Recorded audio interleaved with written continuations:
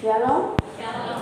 Selamat dengan saudara dan kasih Tuhan, kita bersyukur pada hari ini karena Tuhan masih memberikan kita kesempatan, Tuhan masih memberikan kita waktu untuk kita dapat beribadah kepada pagi hari ini. Di nama Tuhan kita akan siapkan hati kita untuk kita berdoa kepada kita. Bapak, kami bersyukur pada hari ini karena kemurahan-Mu kami ada sebagaimana kami ada. Oleh karena kasih karunia Tuhan, kami boleh bangun pagi hari ini. Kami boleh ada pagi hari di hadapan hadirat. Kami bersyukur Tuhan waktu ini kami bisa dapat tetap beribadah kepada-Mu. Terima kasih Bapa, inilah hati kami, melayakkan kami, kuduskanlah kami untuk menghampiri Engkau pagi hari ini. Karena kami merindukan Engkau bukan karena kebiasaan, bukan karena kami tidak ada waktu, tapi kami benar-benar rindu untuk memuji Engkau, untuk mengembalikan segala syukur kami kepada-Mu atas apa yang Engkau berikan dalam kehidupan kami, atas apa yang Engkau kerjakan dan karya-Mu di dalam kehidupan kami. Terima kasih Bapa, terima kasih. Biarlah Kau melihat setiap kerinduan kami, umat-umat-Mu, anak-anak-Mu yang rindu.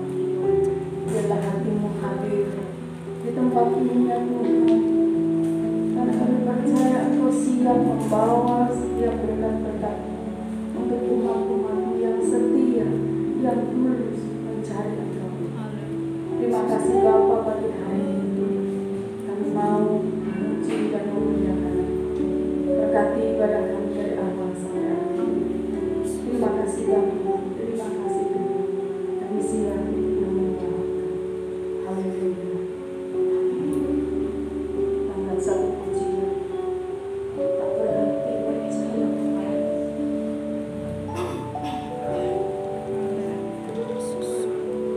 tak sekalipun melupakanmu,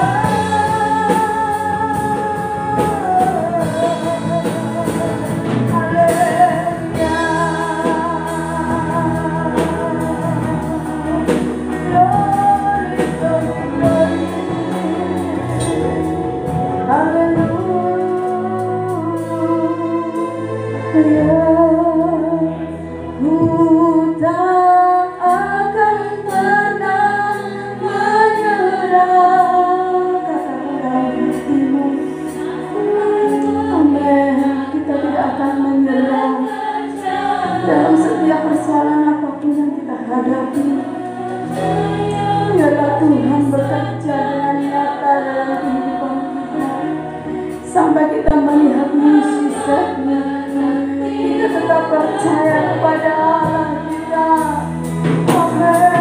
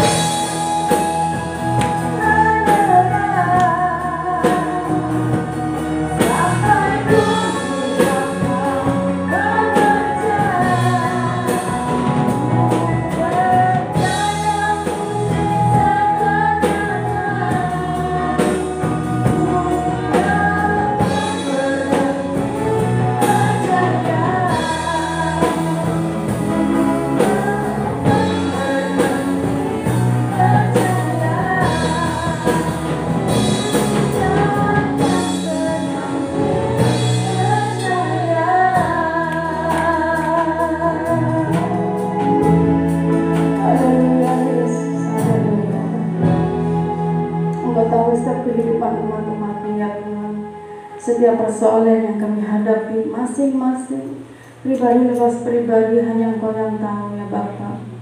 Dan kami mau Tuhan, kami tidak akan menyerah Tuhan dalam setiap persoalan apapun. Mungkin Tuhan kami tidak akan mampu Tuhan melewatinya, tetapi dengan Engkau, dengan kasih-Mu, dengan karya-Mu, kami percaya mukjizat-Mu masih ada bagi kami. Mukjizat-Mu yang menguatkan kami sehingga kami tetap mampu Tuhan percaya kepadamu sampai Engkau datang kedua kali. Terima kasih Bapa, terima kasih dan mengucap syukur kami mau bersuka cita bersama dengan Engkau Tuhan. Terima kasih Bapa, di dalam nama Tuhan Yesus berdoa dan mengucap syukur. Haleluya. Amin. Tuhan, haleluya. Haleluya.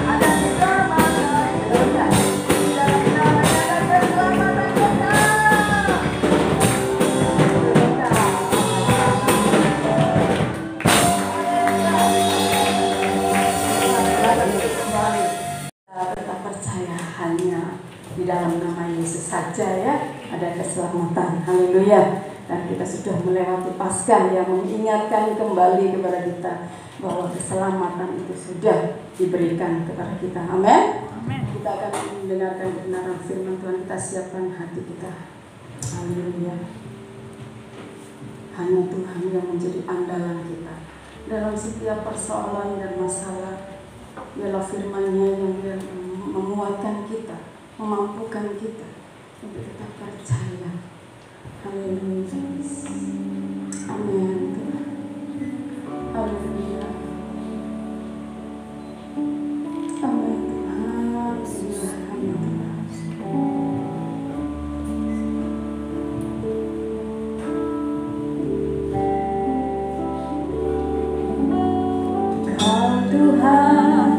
Jadi andalanku, hanya Kau Tuhan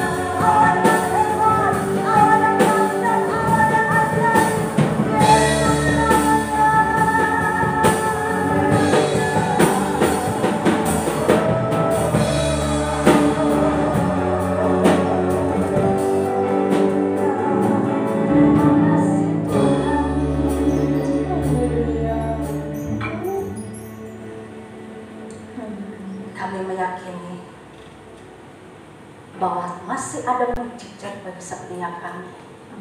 Kami meyakini bahwa Engkau Allah yang tidak pernah berubah. Engkau terus melakukan perkara-perkara yang ajaib di dalam hidup kami. Engkau yang terus memproses kehidupan kami seturut dengan rencana dan kehendak-Mu.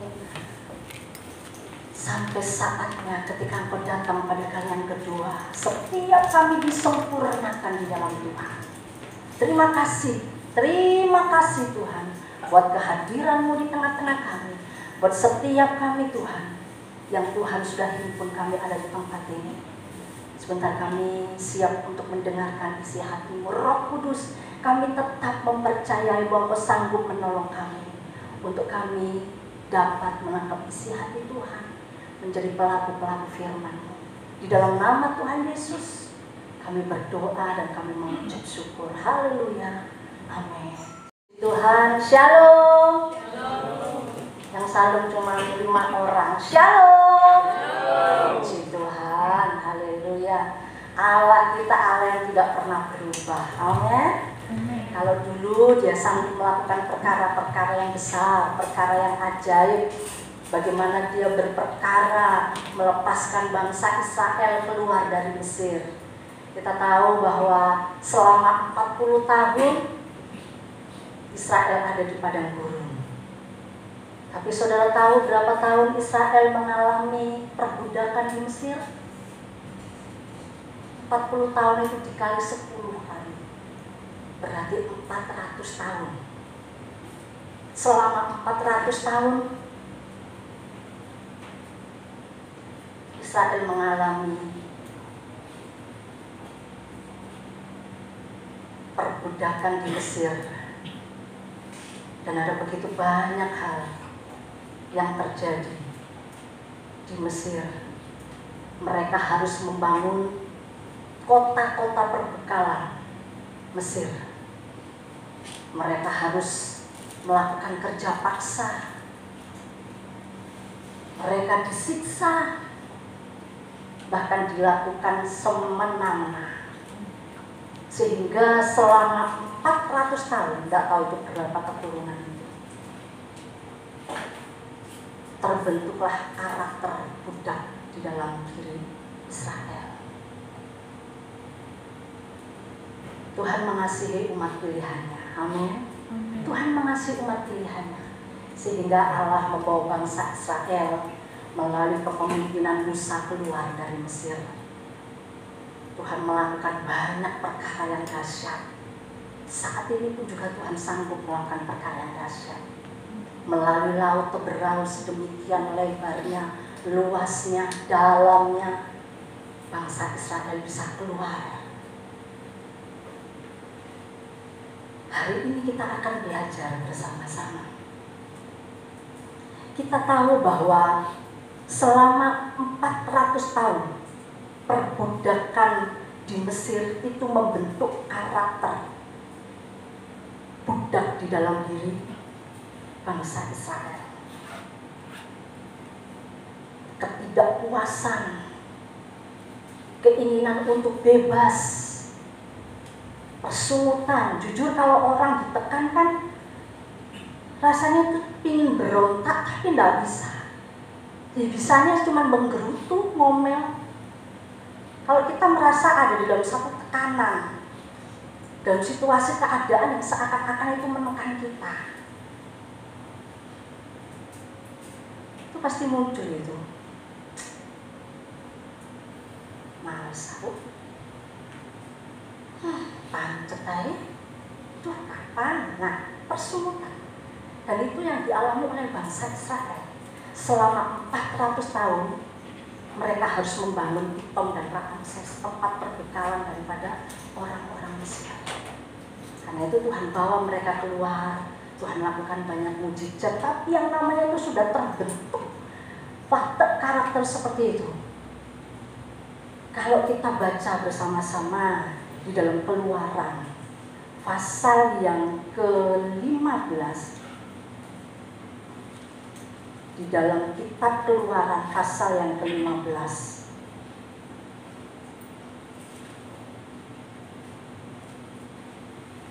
Itu itu nyanyian Musa dan Israel ketika mereka mengalami kemenangan. Ya, dikatakan di ayat yang ke-22 sampai ayat yang ke-27 itu Israel melalui kejadian yang ajaib setelah laut terbelah. Mereka melakukan perjalanan dan di Mara dan di Elim mereka mendapati air minum yang selama perjalanan selama 3 hari itu ternyata ditemukan di situ air yang seharusnya untuk menyegarkan mereka ternyata pahit. Nah, coba perhatikan saudara, ayat yang kedua, atau kita baca ayat yang ke-22 dulu, di Mara dan di Elim. Musa menyuruh orang Israel berangkat dari laut ke laut, lalu mereka pergi ke padang gurun Syur. 3 hari lamanya mereka berjalan di padang gurun itu dengan tidak mendapat air. Sampailah mereka ke Mara, tetapi mereka tidak dapat meminum air yang di Mara itu, karena pahit rasanya. Itulah sebabnya dinamai orang tempat itu Mara. Coba perhatikan ayat yang ke-24. Lalu apa? Bersungut-sungutlah bangsa itu kepada Musa. Kata mereka, apakah yang akan kami minum? Coba perhatikan. Sudah mengalami perkara yang ajaib. Tuhan sudah melepaskan mereka. Tapi baru saja mereka mengalami ketidaknyamanan karena mereka tidak mendapatkan air yang manis, sungut-sungut. Ya, kita lanjutkan di ayat yang ke pasal yang ke-6. Mana? Sabat. Setelah mereka berangkat, ini pasal 16 ayat yang pertama, dari Elim, tibalah segenap jemaah Israel di padang gurun Sin yang terletak di antara Elim dan Gunung Sinai pada hari yang ke-15 yang kedua sejak mereka keluar dari tanah Mesir. Coba perhatikan ayat yang kedua. Di padang gurun itu apa? Bersungut-sungutlah segenap jemaah Israel kepada Musa dan Harun. Kenapa? Karena mereka kelaparan. Kalau saudara baca selanjutnya, karena itu Tuhan memberikan mana. Nah, kita lewati lagi. Selanjutnya di pasal yang ke-17, di Masa dan di Meriba, mereka tidak mendapatkan minum. Coba kita baca ayat yang kedua, dikatakan, jadi pasal yang ke-17 ayat yang kedua, jadi mulailah mereka itu bertengkar dengan Musa. Kata mereka, berikanlah air kepada kami supaya kami dapat minum. Tetapi Musa berkata kepada mereka, mengapakah kamu bertengkar dengan aku? Mengapakah kamu mencobai Tuhan? Hauslah bangsa itu akan air di sana. Bersungut-sungutlah bangsa itu kepada Musa. Dan selanjutnya. Ngomel, persungutan, ketidakpuasan, ini sudah terlatih ketika mereka ada di Mesir. Sehingga ketika Allah membawa mereka keluar dari Mesir menuju ke tanah perjanjian, persungutan, ngomel, ketidakpuasan itu seperti refleks, secara nggak sadar itu muncul. Bisa dikatakan itu menjadi gaya hidup. Hati-hati kalau kita sudah mulai persungutan, ngomel, roh perbudakan menguasai kita. Nah, kalau kita baca selanjutnya dari pasal yang ke-17, dikatakan di situ kemenangan orang Israel. Saya akan ajak kita semua belajar di sini. Ya, dari pasal yang ke-8, pasal yang ke-17 ayat yang ke-8. Kita akan baca sama-sama. Saya akan baca, Bapak Ibu Saudara bisa nyimak ya. Kemenangan orang Israel melawan orang Amalek. Lalu datanglah orang Amalek dan berperang melawan orang Israel di Rafidim. Musa berkata kepada Yosua, pilihlah orang-orang bagi kita, lalu keluarlah berperang melawan orang Amalek. Besok aku akan berdiri di puncak bukit itu dengan memegang tongkat Allah di tanganku. Lalu Yosua melakukan seperti yang dikatakan Musa kepadanya dan berperang melawan orang Amalek. Tetapi Musa, Harun, dan Hur telah naik ke puncak bukit. Dan terjadilah apabila Musa mengangkat tangannya, lebih kuatlah Israel. Tetapi apabila ia menurunkan tangannya, lebih kuatlah Amalek. Maka kenaklah tangan Musa, sebab itu mereka mengambil sebuah batu, diletakkanlah di bawahnya, supaya ia duduk di atasnya. Harun dan Hur menopang kedua belah tangannya, seorang di sisi yang satu, seorang di sisi yang lain, sehingga tangannya tidak bergerak sampai matahari terbenam. Demikianlah Yosua mengalahkan Amalek dan rakyatnya dengan mata pedang. 14. Kemudian berfirmanlah Tuhan kepada Musa, tuliskanlah semuanya ini dalam sebuah kitab, sebab tanda peringatan, dan ingatkanlah ke telinga Yosua bahwa aku akan menghapuskan sama sekali ingatan kepada Amalek dan dari kolong langit. 15. Lalu Musa mendirikan sebuah mezbah dan menamainya Tuhanlah panji-panjiku. 16. Dia berkata, tangan di atas panji-panji Tuhan, Tuhan berperang melawan Amalek. Turun temurun. Puji Tuhan. Bangsa Israel tidak berpengalaman untuk berperang. Yang mereka bisa cuma yang tadi saya sudah sampaikan, ngomel, bersungutan, ketidakpuasan dan sebagainya. Tetapi ketika mereka selesai melalui padang gurun, mereka diserang oleh Amalek. Dan Alkitab mencatat seperti yang kita baca, Musa memerintahkan kepada Yosua untuk memilih orang-orang yang siap untuk berperang. Dan Musa berjanji dia akan naik ke puncak gunung, dia akan berdoa. Alkitab mencatat ketika Musa menurunkan tangannya, Yosua berperang untuk melawan Amalek bersama dengan semua prajurit Israel. Mereka mengalami kekalahan.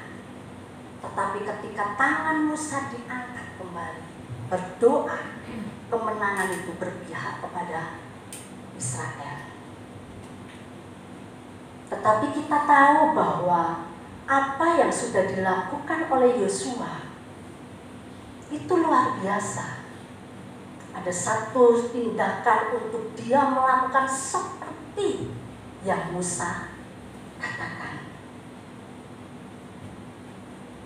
Kita ini lagi berdoa, lagi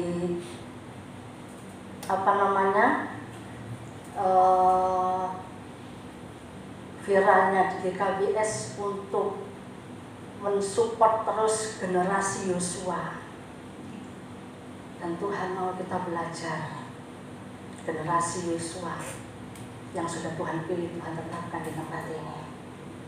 Yosua berperang melawan Amalek dan Musa ada di puncak gunung, ditopang oleh Harun dan Hur berdoa sehingga kemenangan terjadi.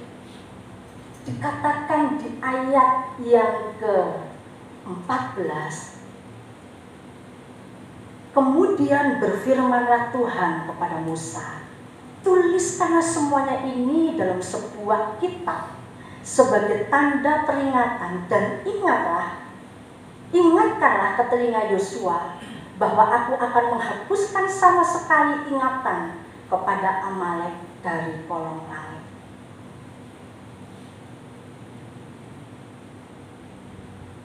Saya percaya ketika Musa memerintahkan Yosua untuk berperang melawan Amalek,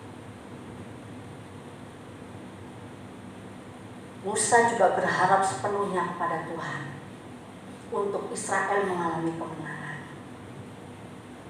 Dan itu sungguh-sungguh terbukti ketika Musa mengangkat tangan, kemenangan itu terjadi. Ketika Musa menurunkan tangan, kekalahan itu terjadi. Artinya antara Yosua dan Musa perlu bersinergi, satu kesatuan. Saya dulu waktu wisuda, saya terima tema yang luar biasa. katakan bahwa kebersamaan dalam kesatuan dan kesetiaan. Ini kok waktu persiapan ini Tuhan ingatkan. Kebersamaan belum tentu ada di dalam kesatuan. Mungkin kita bersama-sama ibadah, bersama-sama guyun, setelah ibadah kita share dan sebagainya. Tapi kita mempunyai pemikiran yang berbeda. Kita mempunyai satu tujuan yang berbeda. Kita mempunyai cara yang berbeda. Tetapi melalui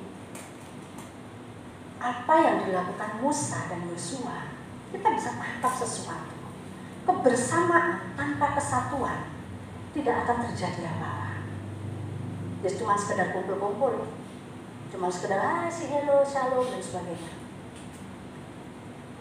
Tetapi ketika ada di dalam kebersamaan, kesatuan, artinya mengambil satu tindakan bersama-sama, memiliki satu paradigma yang sama, itu akan terjadi satu kemenangan, satu terobosan.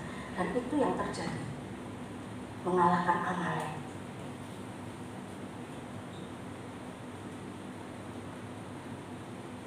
Kalau berbicara tentang Amalek, itu berbicara tentang kedagingan. Amalek ini ternyata keturunan dari Esau. Keturunan dari Esau, Elifas, muncullah Amalek. Dan sangat bengis, sangat kejam Amalek ini. Ini harus ditumpas, harus dihabiskan sampai ke akar-akarnya. Ini nggak bisa dilakukan seorang diri, ke kelompok, tapi ini perlu yang namanya kebersamaan. Nah, karena itu melalui Musa yang ditopang oleh Harun dan Hur, dia mengalami satu kekuatan untuk terus tangan terangkat. Sehingga kita tahu bahwa kemenangan terjadi. Nah, tadi yang sudah saya baca bersama-sama di ayat yang ke-14 bahwa Allah berjanji Dia akan menghapuskan Amalek dari ingatan bangsa Israel. Bapak Ibu yang dikasihi Tuhan, setiap kali Allah melakukan sesuatu, memilih seseorang, mempercayakan kepada seseorang, ada satu tujuan. Ada satu rencana yang besar, bukan untuk pribadi kita, tapi untuk orang-orang di sekitar kita, untuk kota kita, untuk bangsa kita. Nah, dengan Allah berjanji kepada Israel, sedangkan Israel sudah mengalami banyak mujizat di ceritanya. Israel tahu, dia itu minta seorang raja.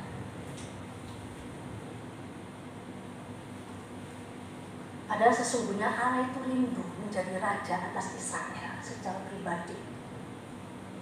Allah itu rindu memimpin bangsa Israel dan sudah menyatakan itu. Allah itu rindu untuk bangsa Israel itu hanya menyembah kepada Dia, mengakui kedahsyatan kebesarannya. Tapi Israel kepingin seperti bangsa yang lain memiliki raja. Oke, sama Tuhan dituruti. Tapi itu sebetulnya bukan hatinya Tuhan. Tuhan percaya dipilihlah Saul menjadi raja. Dan ketika Saul dipilih menjadi raja, coba kita baca di dalam 1 Samuel pasal yang ke-15. Kitab Samuel pasal yang ke-15.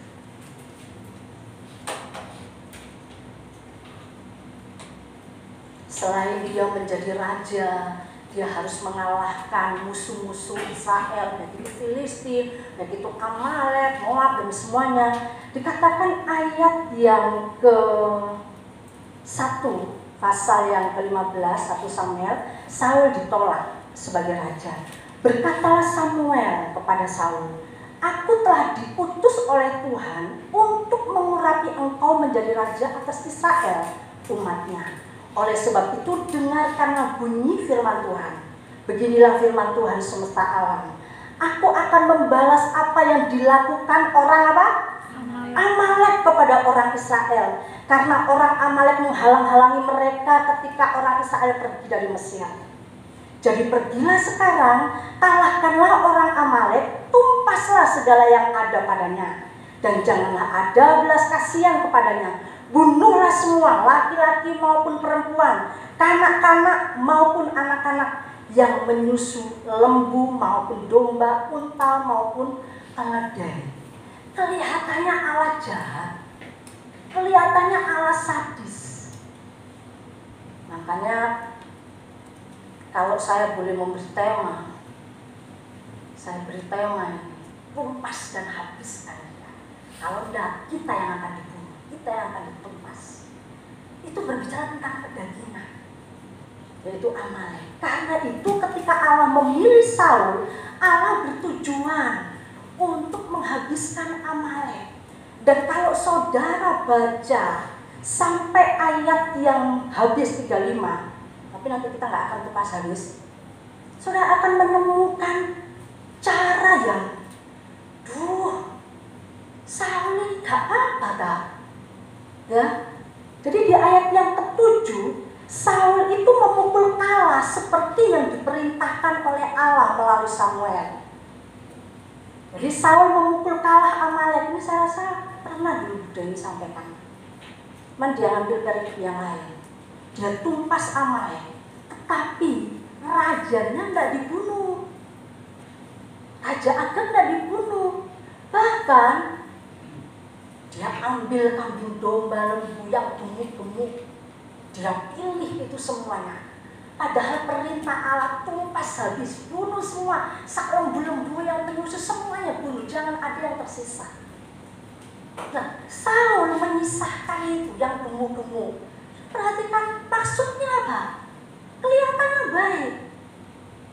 Ya, jadi coba perhatikan di ayat yang ke-10. Lalu datanglah firman Tuhan kepada Samuel demikian. Aku menyesal karena aku telah menjadikan Saul raja, sebab ia telah berbalik daripada aku dan tidak melaksanakan firman-Ku. Maka sakit hatilah Samuel dan ia berseru kepada Tuhan semalam-malaman. Lalu Samuel bangun pagi-pagi untuk bertemu dengan Saul. Tetapi diberitakan kepada Samuel, demikian Saul telah ke Karmel tadi dan telah didirikannya baginya suatu tanda peringatan. Kemudian ia balik dan mengambil jurusan ke Gilgal. Tujuannya ke sana itu untuk apa? Saudara baca di sini ayat yang ke-13. Kepada Tuhan. Dia membangun korban, mezbah korban bakaran untuk Tuhan. Memang apa yang dilakukan ini baik.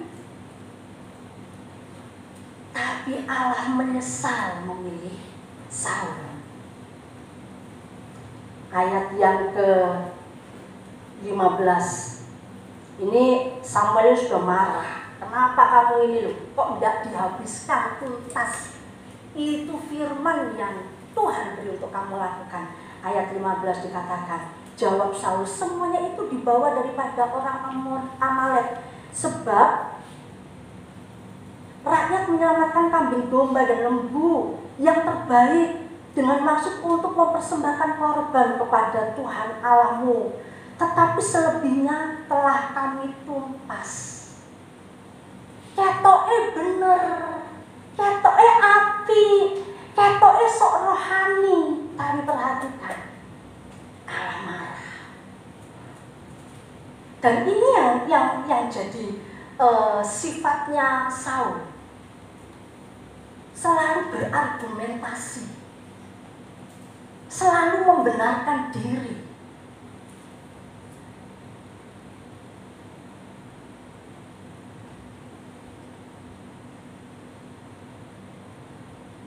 Tuhan Yesus, ini Samuel akhirnya menegur Saul. Dikatakan di ayat yang ke-22. Tetapi jawab Samuel, apakah Tuhan itu berkenan kepada korban bakaran dan korban sembelihan sama seperti kepada mendengar suara Tuhan? Sesungguhnya mendengarkan lebih baik daripada korban sembelihan, memperhatikan lebih baik daripada domba-domba jantan. Saul berusaha untuk berkelit, membenarkan diri. Saul berusaha untuk apa yang dia dapat, dia persembahkan untuk Tuhan. Tapi semuanya tidak sesuai dengan apa yang Tuhan sudah rancangkan.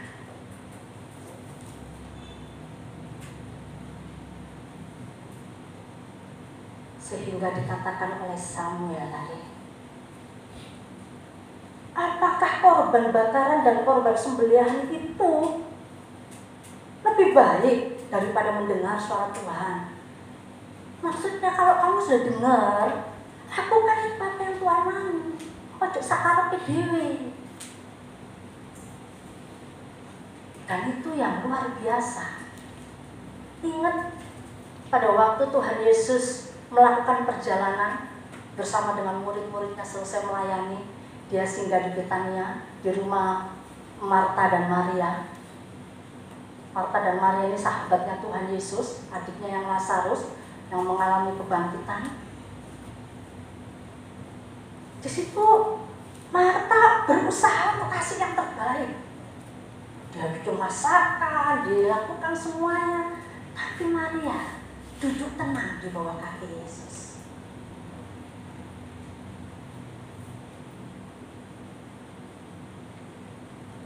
Dan Yesus katakan kepada Marta, Maria memilih yang terbaik, yang tidak pernah bisa diambil orang dari dia sampai kapanpun.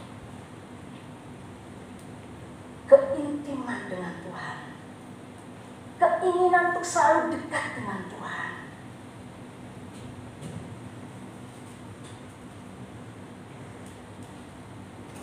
Kalau Saul sudah dengar Tuhan tapi baleo, nah ini yang jadi masalahnya. Sakarepe dhewe. Akhirnya Tuhan marah.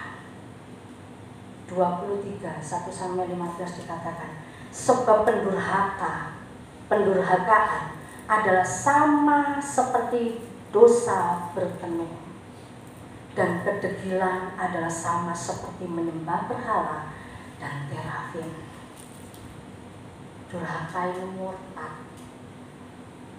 Ya. Jadi kalau kita melakukan segala sesuatu itu karena keinginan kita, itu merupakan penyembahan berhala. Karena apa? Kita selalu mengutamakan, mementingkan apa yang ada di hati kita. Sesuatu yang kita anggap lebih besar dari Allah itu berhala. Di Allah itu kita selalu dengar dan lakukan apa yang Dia mau. Jangan seperti Saul, selalu menggurui dan menggurui Tuhan, merasa dirinya benar. Dan akhirnya ayat yang ke-23 selanjutnya, karena engkau telah menolak firman Tuhan, maka Ia telah menolak engkau sebagai raja.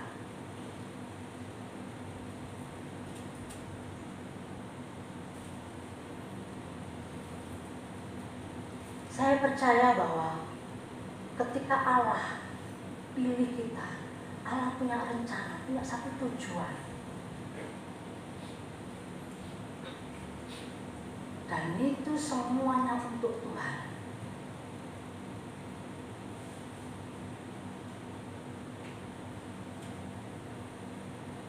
Tadi pemimpin pujian sudah katakan bahwa oleh darahnya kita ditebus.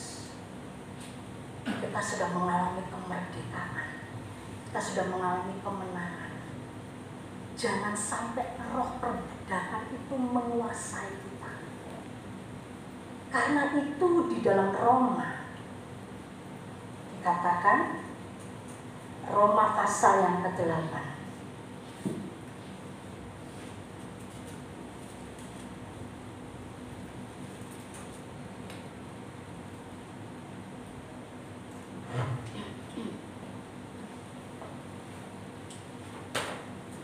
ayat yang ke-15. Ketika kita sudah masuk di dalam baptisan, dimatikan, kita bangkit bersama-sama dengan Yesus, Roh itu memimpin kita. Ayat yang ke-15 dikatakan, sebab kamu tidak menerima roh perbudakan yang membuat kamu menjadi takut lagi, tetapi kamu telah menerima roh yang menjadikan kamu anak Allah. Oleh roh itu kita berseru, ya Aba, ya Bapa. Semuanya kita sudah dilepaskan dari roh perbudakan, roh dunia.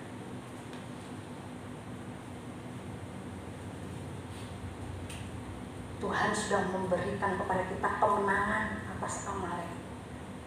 Walaupun selama kita ada, roh Amalek itu akan terus menyerang kita. Tapi kita sudah memiliki kuasa. Tuhan itu sudah memberi kemenangan kepada kita ketika Dia ada di kayu salib. Karena itu Tuhan Yesus katakan, sudah selesai. Kalau Saul tidak mau melakukan itu karena dia selalu berargumentasi membela diri. Tapi janji tetap janji Allah kepada Israel.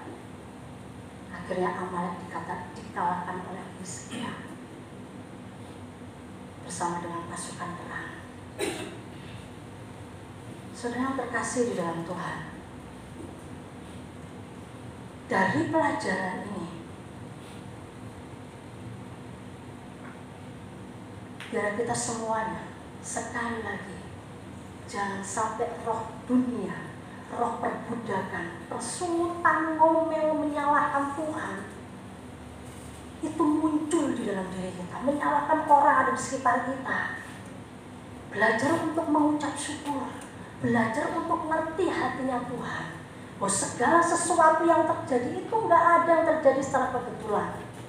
Ketika bangsa Israel keluar dari Mesir, baik itu ketika mereka ada di Mara, ketika mereka ada di Gurun Sin, semuanya itu Tuhan izinkan terjadi karena Allah apa?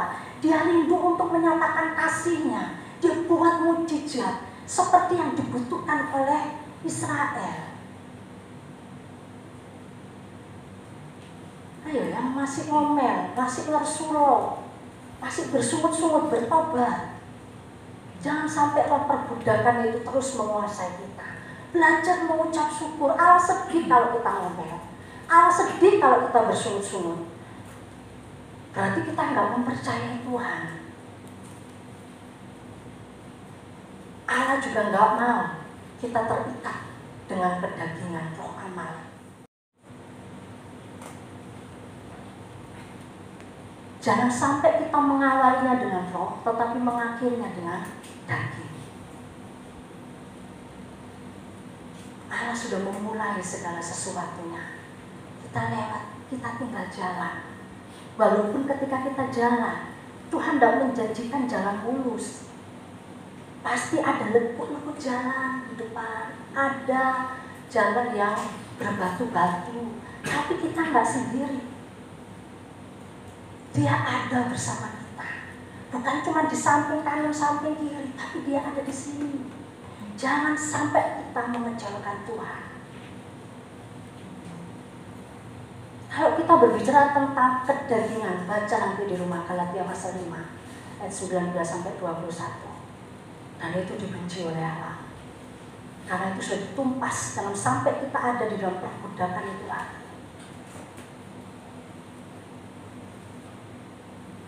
Dan Allah juga nggak rindukan kita semuanya dikuasai oleh roh Saul,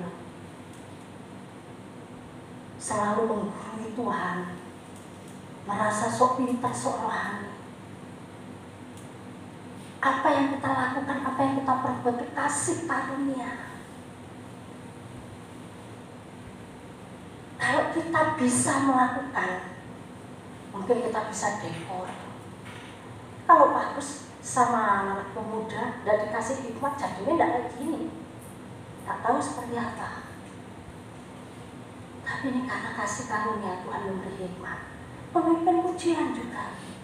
Suara bisa api, bisa memimpin dengan baik, bisa memainkan musik. Itu semua kasih karunia. Ingat dulu kita ini siapa sih? Saya bisa di mimbar, bisa nyampaikan ini dulu siapa? Kalau Tuhan pilih berarti Tuhan punya rencana. Saul dipilih Tuhan karena Tuhan punya rencana. Bukan untuk pribadinya, tapi juga untuk bangsanya.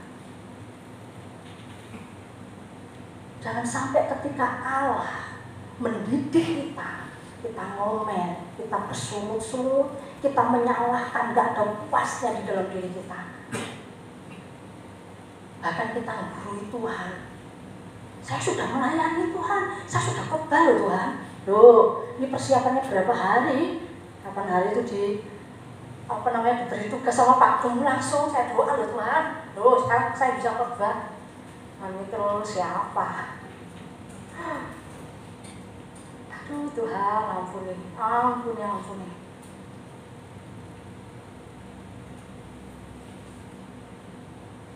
Semuanya kita di sini disayang oleh Tuhan.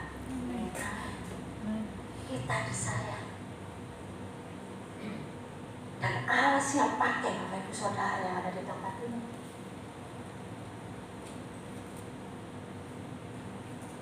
Yuk kita sama-sama responi apa yang Tuhan mau. Di dalam kehidupan kita.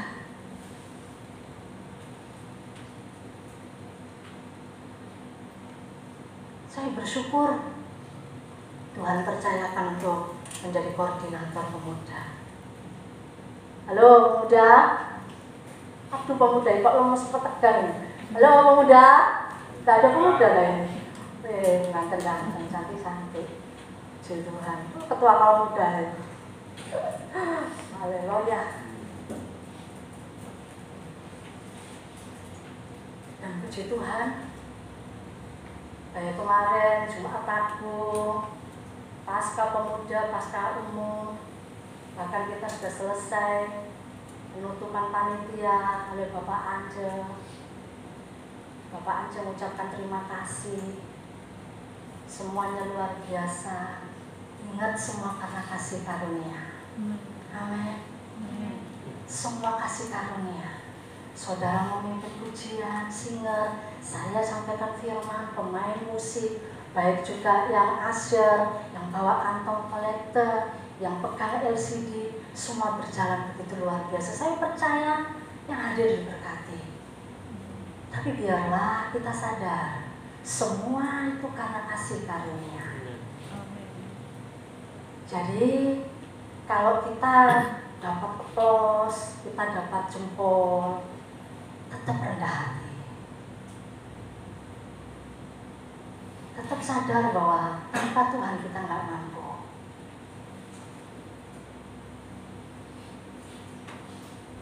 Saya ngomong sama pemuda, sorry yo, kalau Kak Erna mungkin keras. Saya ngomong sama mereka, tapi kalian tahu semuanya. Bahkan sama budaya kapan hari itu disampaikan, kalau datang ke Kak Erna, oh pasti Kak Erna nanti akan oh kasihan deh ya gini dan sebagainya. Bukan berarti ketika Kak Erna sampaikan maksudnya itu menyayangi kalian terus tak culno gitu, enggak. Karena Kak Erna harus bertanggung jawab. Makanya sampai tadi malam kita menikmati makanan yang maknyus tadi malam sama pemuda. Rekomendasinya dari Bugem. Bendahara juga siap. Wah, nanti kalau ada yang minus, puji Tuhan. Tapi kita semuanya bayar sendiri-sendiri. Nanti kalau kurang baru pas pemuda keluar. Puji Tuhan tidak sampai jam berapa namanya? Jam 8 ya kita sudah selesai. Jam berapa? Ya jam 8, jam 7. Jam 7 7 malam. Kita sudah si hello, salam pulang. Ternyata masih ada yang mau jalan-jalan. Oke, nggak apa-apa jalan-jalan. Makanya saya minta maaf ke mana? Yes. Saya minta maaf karena saya telepon. Kenapa saya nggak telepon ke Komika, nggak telepon ke Stefani? Karena dia ketua. Dan YSP ikut jalan-jalan, nggak tahu kemana. Makanya saya japri, saya telepon. Sudah di rumah apa belum? Jam 9. Ternyata di rumah Stefani. Nggak apa-apa, ingat besok ibadah. Nah, ada perlu satu kerjasama. Saya mengingatkan yang lainnya, karena memang itu tidak salah. Saya mengingatkan jangan sampai nanti ada operasi mereka kena rahasia. Aduh, sedih saya nggak bisa melayani. Ya karena sekarang kan dengan kondisi seperti ini nggak boleh terlalu marah. Jadi puji Tuhan mereka kemarin pulang nggak terlalu malam dan sudah bisa melayani. Di dalam ibadah Paskah kemarin bukan cuma sekedar apa yang pemuda lakukan, tapi juga ada topangan dari Bapak Gembala, dari Ibu Gembala, dan semua pengurus. Kami punya grup pengurus GKBS. Itu didoakan setiap hari sebelum hari hanya. Dan semuanya Tuhan nyatakan begitu luar biasa. Cuaca juga sejuk, nggak hujan, nggak panas, ya kan? Juga tenang keamanannya. Semuanya berjalan sesuai dengan rencana Tuhan. Kita bangga toh, tapi tetap belajar untuk rendah hati. Indahnya ketika kita ada di dalam satu kebersamaan, tidak saling menonjolkan diri semua karena aku loh. Allah, mesti kamu main musik, WLC, coba kalau kita akan doa. Paling semrawut. Nah, loh, mesti didoakan aku gak mau. Tidak apa, Kak Sadi. Nah, dijauhkan semua dari kita. Amin. Tidak ada di GKBS. Yang ada adalah kebersamaan, kesatuan, dan kesetiaan. Haleluya. Tuhan dahsyat, Tuhan luar biasa. Sehingga semua kita sama sekali tidak ada yang tidak terberkati. Semua terberkati melalui Paskah.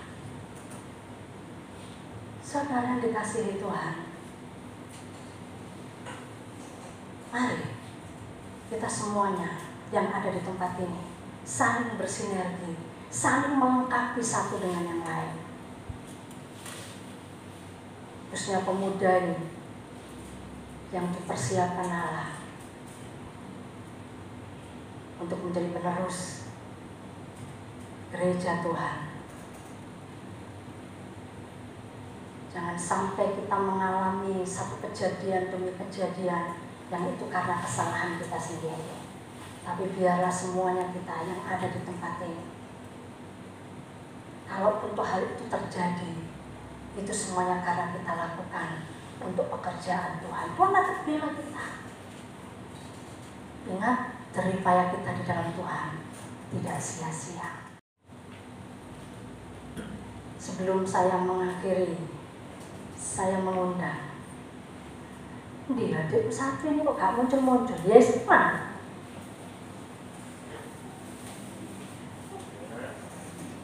Halo, saudara Yeski. Lagi di kamar mandi minum atau? Kamar mandi, oh. Ya, saya mengundang Yeski karena dia ketua pemuda. Saya mengundang Yosua, dia sebagai wakil ketua pemuda. Sebelum saya serahkan ke Pak Gem, nanti kita doakan bersama-sama. Mana Yeski? Silakan Yosua bisa maju, tidak apa-apa nanti kakaknya nyusul. Saya juga mengundang Stefani sebagai bendahara pemuda bisa maju ke depan. Jadi saya nggak janjian loh sama mereka. Sama-sama merahnya ya. Terus puji Tuhan. Oke. Dan yang selanjutnya saya mengundang Kak Lia. Mana Kak Lia? Dia sebagai sekretaris. Ya, bisa dititipkan ke Ibu.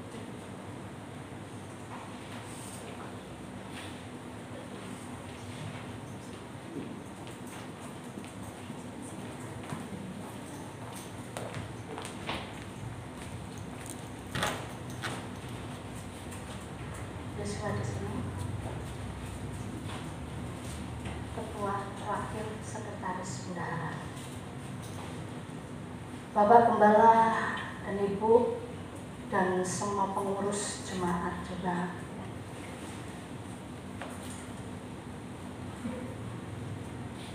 Beberapa waktu yang lalu Tuhan percayakan untuk mulai menjadi pengurus pemuda. Saya keras sama mereka, lebih-lebih yang ketua. Jadi minta maaf ya. Ya. Selalu tak japri. Kamu harus gini-gini. Bukan berarti saya mau menggurui mereka. Karena di dalam pengalaman saya melayani, sedikit banyaknya ada hal-hal yang Tuhan singkapkan itu. Dan itu merupakan pembelajaran bagi saya dan juga bagi setiap orang nanti yang Tuhan percayakan untuk saya layani.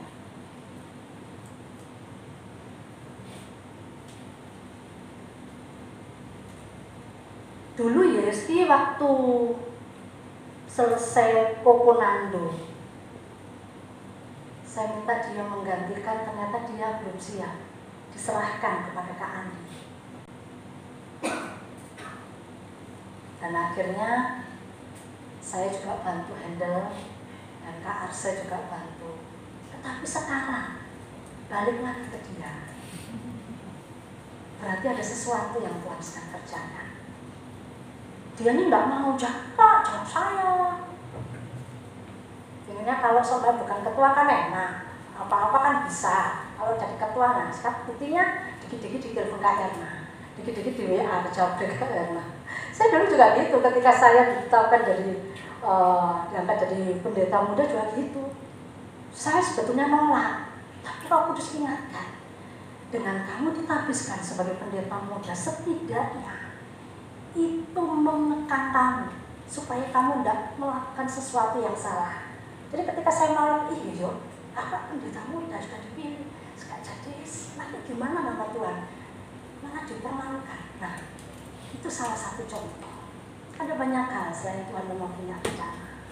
Begitu juga bagi Yeski, Yosua, Kak Lia, Stefani. Yeski belajar untuk mengekang diri, belajar untuk menguasai diri.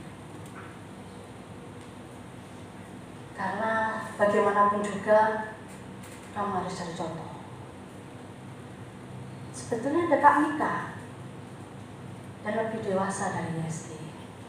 Tapi bagaimanapun juga untuk sekarang Tuhan percayakan kepada diri. Belajar untuk menguasai diri. Harus belajar sabar, tidak arogan. Dulu seperti itu. Saya ini kaget. Yes, loh. Ini saya cilik. Tapi saya ini pengaruh gede ya. Bahkan saya itu segini. Luar biasa. Dan kerinduan kita bukan cuma fisiknya, tapi rohnya juga dewasa di dalam Tuhan. Adiknya juga Yosua sebagai wakil. Kenapa? Supaya mereka bisa bekerja sama, belajar untuk mengampuni, belajar dari keadaan yang pernah terjadi, ya, supaya Tuhan semakin dewasakan kalian berdua. Saya kenal dengan yangkungnya, saya kenal dengan papa mamanya. mereka semua melayani Tuhan. Dan biar ini menjadi generasi penerus untuk nama Tuhan dipermuliakan. Kak Ia jadi berkat buat adik-adiknya, jadi contoh buat adiknya. Ada banyak pengalaman yang sudah Tuhan izinkan terjadi, tapi biar ini terus semakin disempurnakan di dalam Tuhan. Di Stefani juga gitu. Terus nah Tuhan sedang bawa kamu terus naik, belajar rendah hati. Ya, belajar rendah hati, belajar untuk menyerahkan semua kepada Tuhan. Belajar untuk menerima masukan dari orang lain. Sehingga tidak mudah jatuh. Roh kesombongan tidak muncul, tapi tetap belajar rendah hati. Semua mereka disayang oleh Tuhan. Dan semua pemuda, yuk kita semua bekerja sama. Kita tidak berjalan sendiri. Ada Bapak dan Ibu Gembala, ada pengurus yang selalu mendoakan. Jangan sampai kita jatuh di tengah jalan. Ini kami di grup lagi guyon-guyon. Ya guyon tapi ya sedikit serius. Kan ini berbicara tentang masa depan. Bicara masalah jodoh lah, apa segala macam. Namanya juga anak muda dan saya juga pengalaman itu. Jadi saya maklumi mereka. Cuman intinya berdoa supaya Tuhan kasih jodoh yang terbaik. Amin. Bukan menurut pandangan mata kita, tapi pandangan mata Tuhan. Karena ada begitu banyak anak-anak muda ketika mereka melayani awal-awal tetap on fire, apapun yang terjadi tetap maju. Tapi ketika mereka selesai menikah, pemberkatan nikah, apalagi kalau sudah punya momongan, tangan ini minta ampun, jangan alasan inilah, alasan ini dan sebagainya. Tapi biarlah ketika selesai Tuhan pertemukan jodoh, punya momongan, tetap on fire dan tetap menjadi berkat bagi generasi selanjutnya.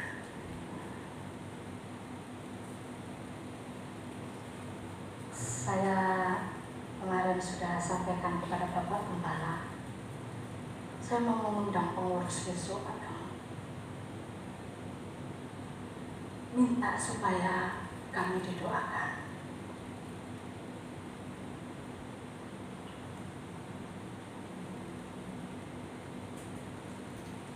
Karena kami butuh. Tanpa doa, semuanya hanya daging. Aku. Dan itu merupakan kebencian kepada Tuhan. Tetap harus memiliki kerendahan hati, supaya kita sadar bahwa segala sesuatu dari Dia, untuk Dia, kepada Dia, bagi Dialah segala pujian, hormat, kemuliaan.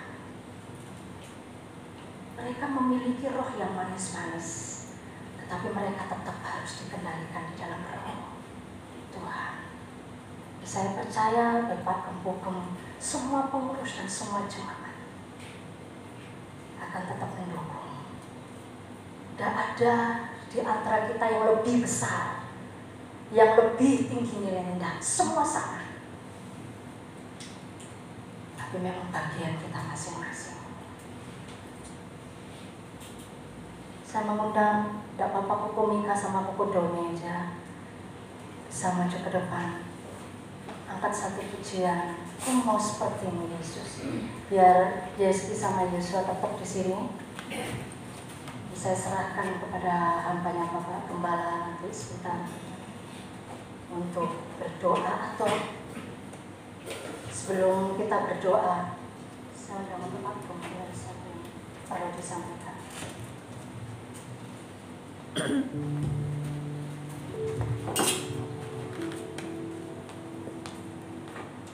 Iya, shalom. Shalom. Bapak Ibu, hari ini kita ingatkan Tuhan bahwa orang Israel berputar-putar selama 40 tahun, tapi sebelum itu mereka ada di negeri perbudakan selama 400 tahun. Bukan tanpa sebab, tapi ada sesuatu yang mereka lakukan sehingga Tuhan seakan-akan membiarkan umatnya ditempa. Ya. Itu menjadi pembentukan bagi umat Israel sebelum mereka memasuki tanah Kanaan, tanah perjanjian. Ya. Yesus pun sebelum menjadi seorang yang berhasil, seorang pemimpin, dia ditempa. Bukan hanya secara fisik, tapi psikologisnya, jiwanya. Bagaimana dia dijual, dia sakit hati, dia punya hak untuk membinasakan, membunuh saudara-saudaranya, tapi tidak dilakukan. Belum lagi dia masuk sekolah kehidupan, sekolah di penjara. Semua bukan terjadi secara kebetulan, tapi pasti ada maksud Tuhan. Ya. Tapi pada akhirnya Yesus menjadi seorang yang berhasil. Jadi di hadapan kita ada pemuda-pemuda yang akan kita doakan, mereka akan menjadi pengurus. Meskipun sudah beberapa waktu mereka menjalaninya, tapi kita hari ini akan doakan pengurus, nanti akan terpakai. Tapi sebelumnya saya akan memberikan beberapa ayat. Saya minta mungkin pemuda bisa turun ke depan, pemuda bisa menghadap ke sini.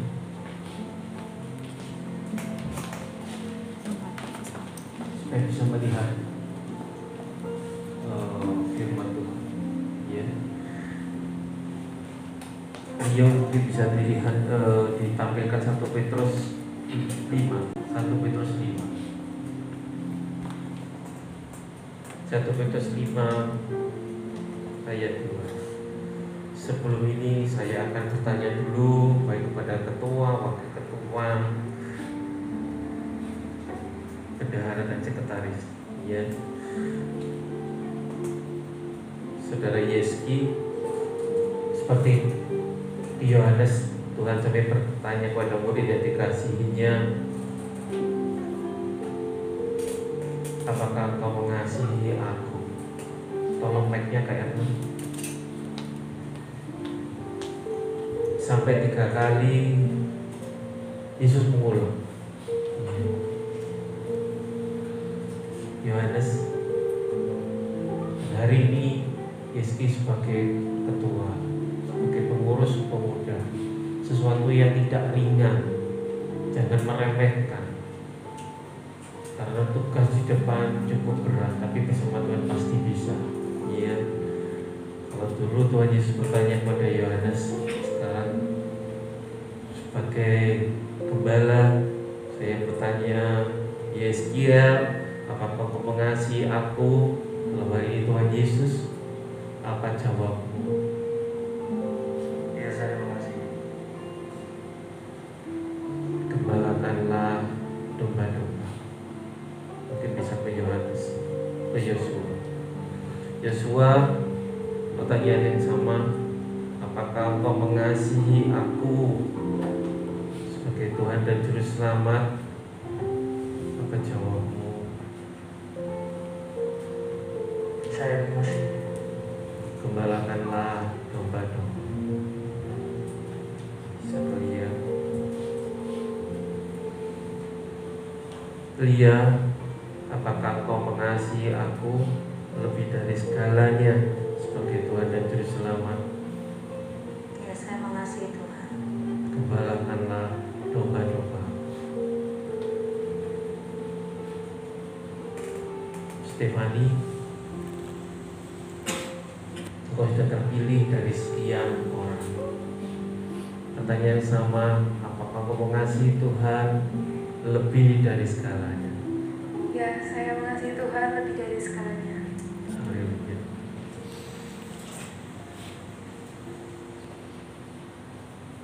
Satu Petrus 5 ayat 2.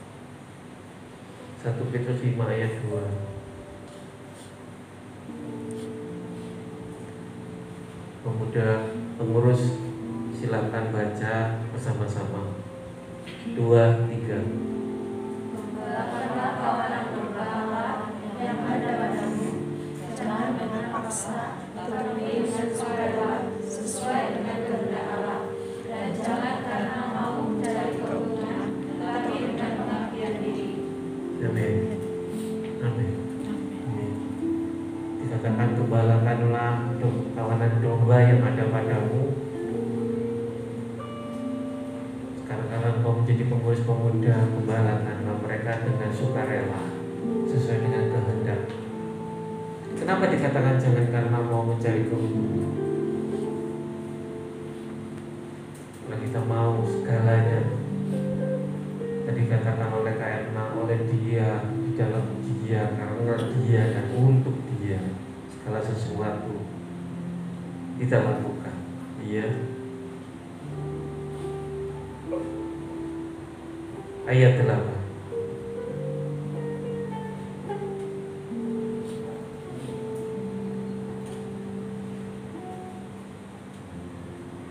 Di ayat 8. Ayat 5, sorry. Ayat 5. Saya bacakan. Demikian juga kamu, hai orang-orang muda, tunduklah kepada orang-orang yang tua, dan kamu semua rendahkanlah dirimu seorang terhadap yang lain. Iya. Ayat ini dikatakan bukan suatu kebetulan. Rasul Petrus memberikan nasihat, hai orang muda, tunduklah kepada orang tua, dan kamu semua rendahkanlah dirimu terhadap seorang terhadap yang lain.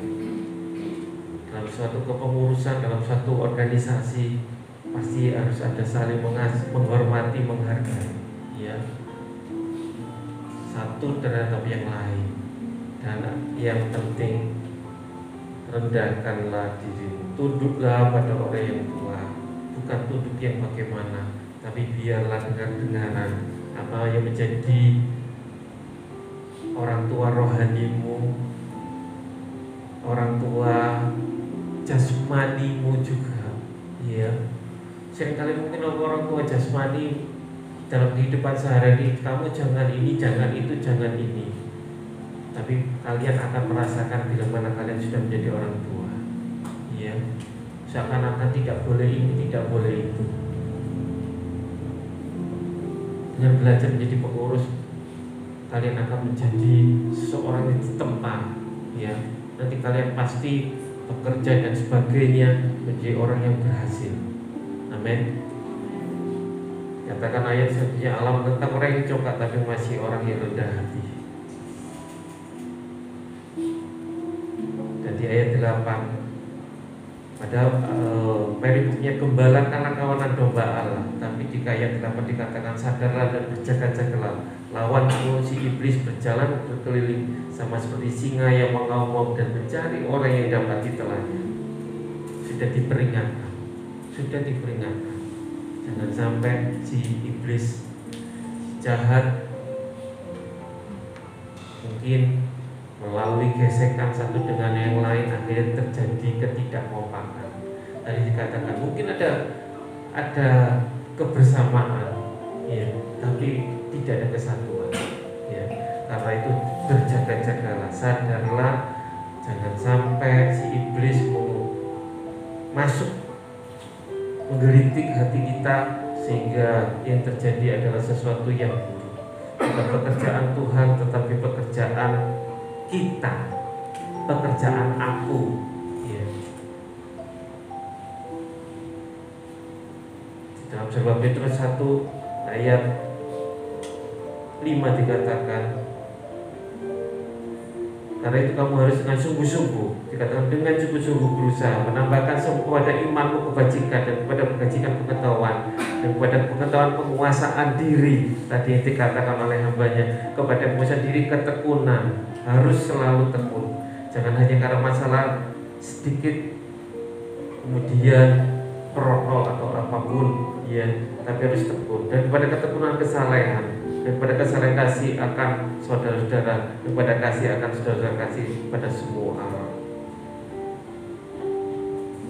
Sebab apabila semuanya ada padamu, apabila semua itu ada padamu, dengan berlimpah-limpah kamu akan dibuat menjadi giat dan berhasil dalam mengenal makan Yesus Kristus Tuhan kita. Tetapi perhatikan sebelum kita berdoa, tetapi barang siapa tidak memiliki semuanya itu, ia menjadi buta dan picik karena ia lupa bahwa dosa-dosanya dulu telah dihapuskan.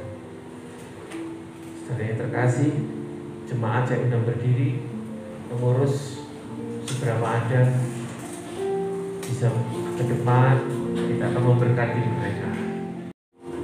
Berkati mereka. Bu Ia bisa ke depan, mungkin bisa sebelah Stefani.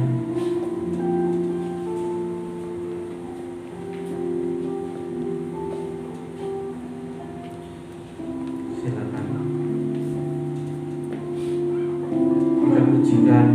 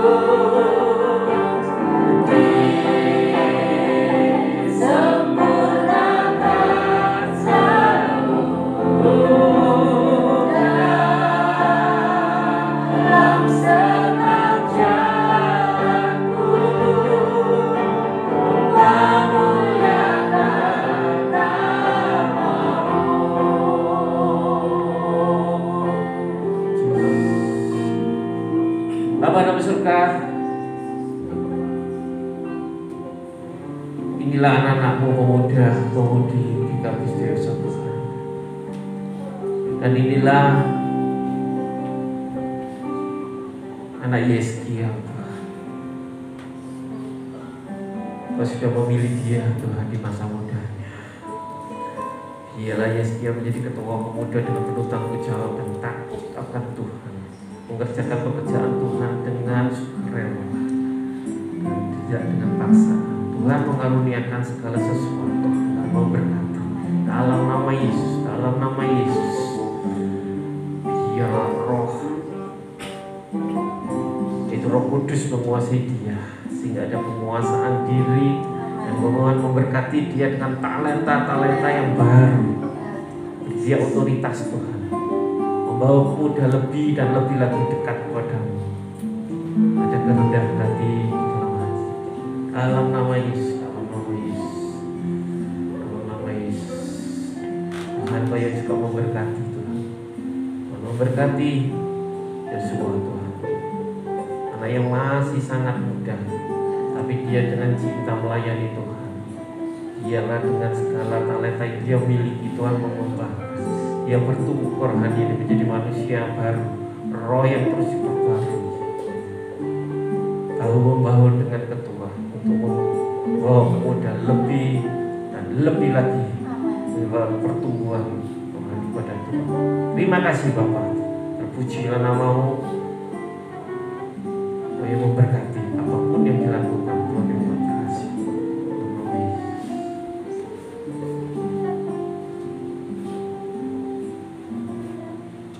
Tuhan Yesus, Engkau yang memberkati Lia. Engkau tahu apa yang ada padanya. Tuhan memberkati. Jadikan dia Tuhan terang dan terang di tengah keluarganya, di tengah-tengah pekerjaannya, teman-temannya, family mungkin yang belum mengenalkan Tuhan. Melalui Lia Tuhan, banyak jiwa dimenangkan, dan pemuda-pemudi Tuhan melalui Lia Tuhan, pemuda-pemudi menjadi bangkit, menjadi tiang gereja. Terima kasih Bapak, terima kasih Tuhan menambah-nambahkan karunia yang ada pada Lia. Biarlah dia setia Tuhan kepada Tuhan, kepada gereja, melakukan pekerjaan Tuhan dengan setia. Terima kasih Bapak. Dan juga kami berdoa Tuhan untuk anak Stefani Tuhan, yang memberkati dia, memberkati Stefani Tuhan. Terima kasih Bapak, Tuhan yang memberkati, berkati Stefani Tuhan. Terima kasih Tuhan, terima kasih. Biarlah menjadi anak yang mengasihi orang tua, mengasihi Tuhan lebih dari sekarang, menghormati orang tua, menjadi teladan dimanapun kau berada. Terima kasih Tuhan, beri dia kerendahan hati dengan talenta yang dimiliki Tuhan. Tidak menjadi sombong, tapi dia mendapat perkenanan Tuhan, sehingga nama Tuhan yang dipermuliakan. Tuhan, Engkau tahu hatinya, Engkau tahu jiwanya Tuhan. Biarlah Tuhan, apapun yang dikerjakan Stefani menjadi berhasil oleh karena nama Tuhan, karena ada Tuhan, ada kuasa Tuhan. Terima kasih Bapa, terpujilah nama-Mu Tuhan, terpujilah nama-Mu. Terima kasih Bapa. Jemaat memberkati, semua memberkati, pengurus. Lihatlah kalau Tuhan Yesus sudah terpaku di kayu salib, dia berkorban nyawa. Tapi saat ini biarlah pengurus kaum muda berkorban demi Tuhan, demi pekerjaan Tuhan, mencintai Tuhan lebih dari segalanya. Terima kasih, terima kasih. Ke depan Tuhan kami menyerahkan pengurus pemuda ini. Biarlah pemuda berkobar dengan api Kristus, sehingga nama Tuhan itu dipermuliakan. Bukan dengan kekuatan mereka, tapi oleh karena roh yang ada pada mereka, yaitu Roh Kudus yang tinggal dalam hati mereka. Terima kasih Bapa. Terpujilah nama-Mu, terpujilah nama-Mu. Dalam nama Yesus, sebagai hamba Tuhan, dan kami semua memberkati mereka dalam nama Bapa, Putra, dan Roh Kudus. Haleluya. Amin. Yesus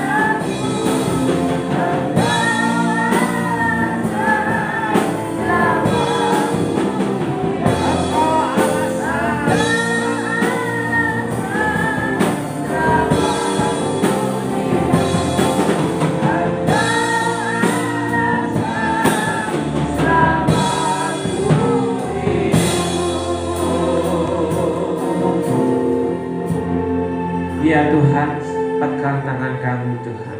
Kemanapun, dimanapun kami berada, biarlah Kau pegang erat tangan kami, supaya kami tidak jatuh tergeletak, supaya kami tetap berjalan menurut jalan-Mu Tuhan.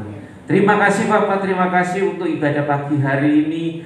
Roh Kudus, terima kasih Kau sudah menyertai dari permulaan, pertengahan, pada akhirnya. Kau yang membantu jalannya ibadah, Kau yang memakai WL Singer, musik, bahkan LCD Tuhan, soundman, semuanya yang terima tamu Tuhan. Kau sudah memakai mereka dan berkat mereka dari Engkau tidak akan sia-sia pengorbanan mereka. Berkati mereka. Terima kasih Bapak, memberkati setiap jemaat tanpa terkecuali, baik yang saat ini bisa beribadah maupun anak sekolah minggu yang tidak bisa beribadah, oma-oma, opa-opa yang tidak bisa beribadah bersama kami. Tuhan memberkati rumah tangga demi rumah tangga. Curahkan berkat-Mu dalam nama Yesus. Berkat jasmani, berkat rohani ada pada mereka. Juga memberkati mereka, apapun yang dikerjakan oleh jemaat Tuhan berhasil, baik sebagai karyawan, baik sebagai pengusaha, apapun pekerjaan mereka, Tuhan sendiri yang membuat mereka berhasil. Terima kasih Bapak, terima kasih. Kami berkati itu sekali lagi Tuhan. Kami berdoa untuk anak Bella yang 2 minggu yang lalu berulang tahun Tuhan.